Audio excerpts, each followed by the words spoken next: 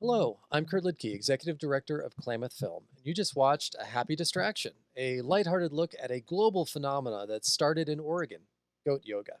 With us is the film's director, Nick Hill. Nick, thank you so much for joining us.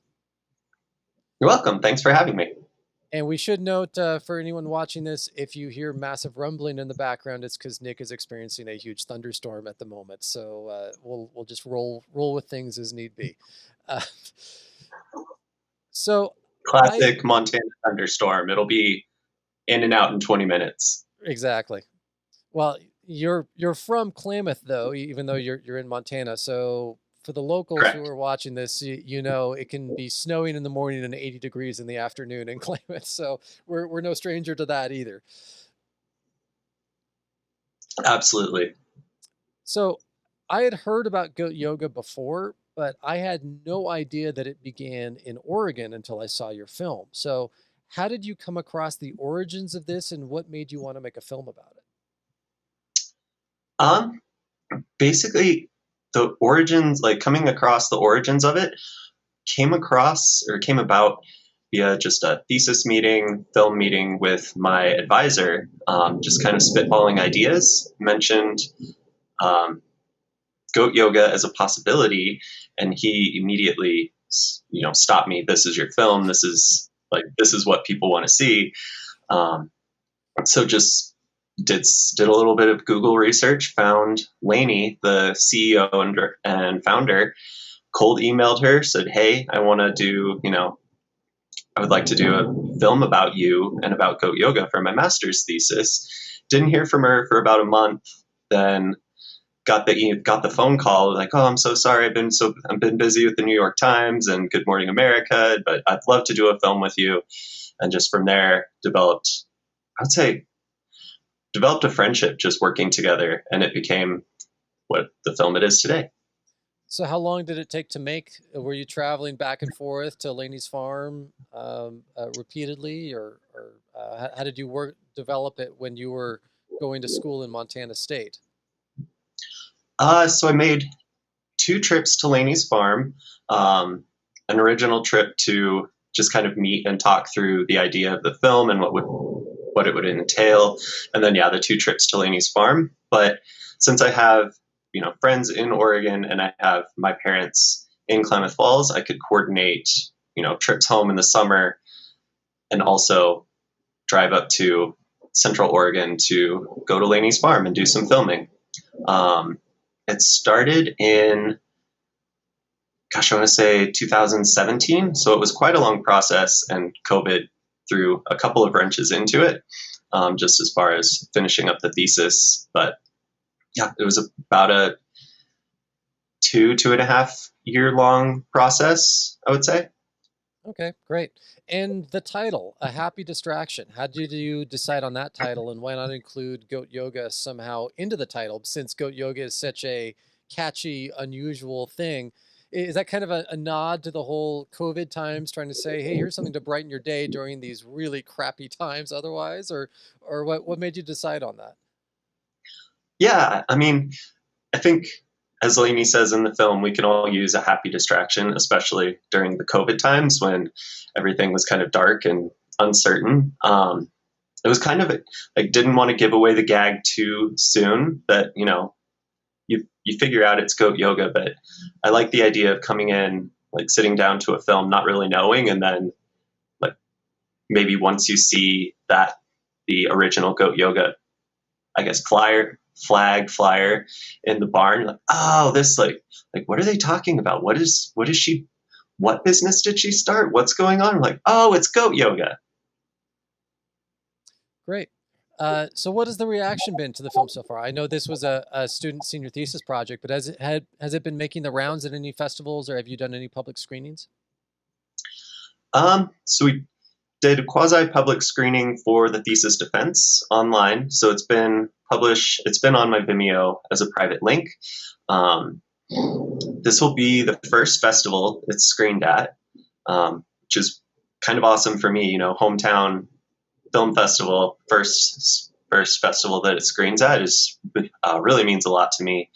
The only other screening was at my parents' house for friends and family on on the living room TV once it was done. Great. So it's inevitable that if you make a film on a subject, everyone automatically assumes that you're a total expert on the matter. So do people constantly ask you to arrange for goat yoga sessions now rather than contact Laney? Not so much arrange them, but they ask me where they can go do it in Montana. And specifically in Montana, um, actually back in Oregon too. And I don't think there are any goat yoga studios in Klamath, and I know there's none in Montana.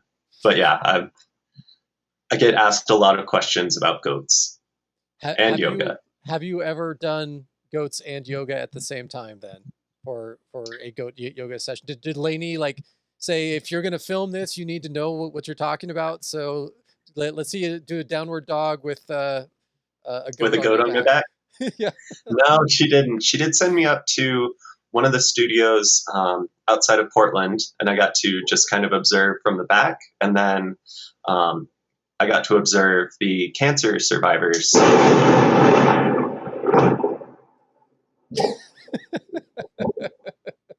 Mother of God.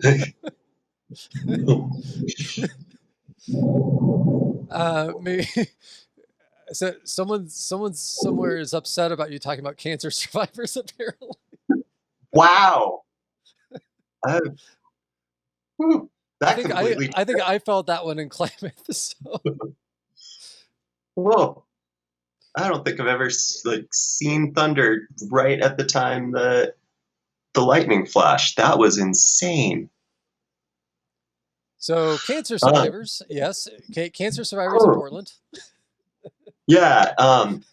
So her farm is actually outside of a little bit south of Corvallis, and that's where the cancer survivor benefit was in 2019. So I got to be there to film that. I have not done yoga with goats. I've hung out with her goats quite a bit, which is great. I've also hung out with her livestock guardian dogs, which are amazing. But I have yet to do yoga with her goats. So the farm that started it, that you profile in the film, I take it that this has turned into a booming business for them, at least until COVID hit. Have you kept in touch with Laney and seen how this went from just a little tiny Oregon thing to being this global phenomenon? I have actually still in touch with Lainey to this day. Yeah, by the time I kind of got in touch with her, it had already sort of hit the global phenomenon like that it became. Uh, man. So yeah, by the time I'd got in touch with Lainey, it had hit its peak, and she was just kind of writing it out. Not writing it out. She was making it into the business that it is, opening up studios across the country in her name, and sort of managing those from Oregon. Then COVID hit. All of them shut down. I think mentions in the film just like couldn't hold goat yoga classes in good faith. And now that things are kind of slowly opening up, and then shutting back down, and then opening up, she's trying to rework the business model. She's included something she's calling a goatel in place of goat yoga, or not in place, but as an addition, and goat happy hours. So just basically, you can go to her farm. She has a little like a bunkhouse set up in the back where you just basically get free reign. You can hang out with the goats and just enjoy, beautiful Oregon countryside. And she's opened up one in Oregon. I know there's one in San Francisco, and then I think one in Texas. Okay. In, So in addition to all the other studios slowly opening back up to do goat yoga. sure. We do have a yoga studio in Klamath, and we did approach them to see if they do goat yoga specifically. Maybe we could incorporate that into the film festival, but we'll have to wait and see on that. I What would happily do goat yoga at this festival if they can get that at range. So what didn't make the final cut for this film? Because inevitably, any time that you're making a film, you shoot everything, and then some stuff just doesn't make the cut. Anything that you really wanted to include but just didn't quite fit into the story? You know, at one point I was going to go for kind of an angle of talking about like the benefits of animal assisted therapy and kind of justifying goats as these therapeutic animals. And it just, well, a lot of things fell through. I didn't get to shoot as much as I would have liked for that portion. And then COVID hit.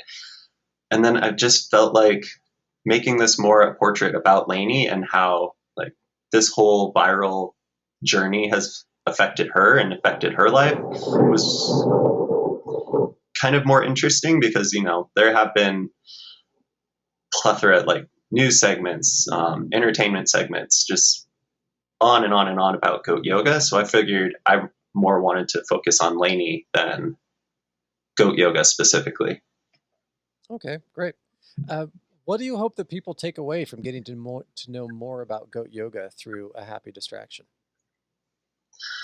That, you know, like goat yoga kind of seemed like this, like a fad and a trend and this silly little thing that, you know, people do. And I hope that people kind of walk away seeing that, no, there is some therapeutic benefits to just, you know, being outside, getting a little exercise, being out in nature and being with goats in their natural state, their natural habitat of just being able to be goats, and that there is a therapeutic aspect to that.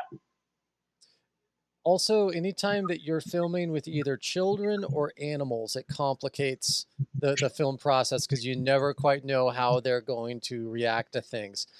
Any sort of bloopers or really memorable moments from the course of trying to film while being surrounded by goats? Oh yeah.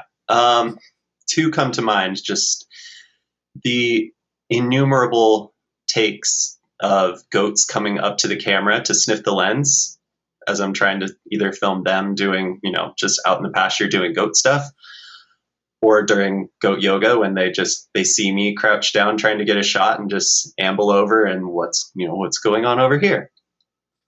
There was also during the main interview with Laney, had to stop multiple times because I had a wired mic and we had to try to hide the wire under straw, and they found it like anytime they went looking for it.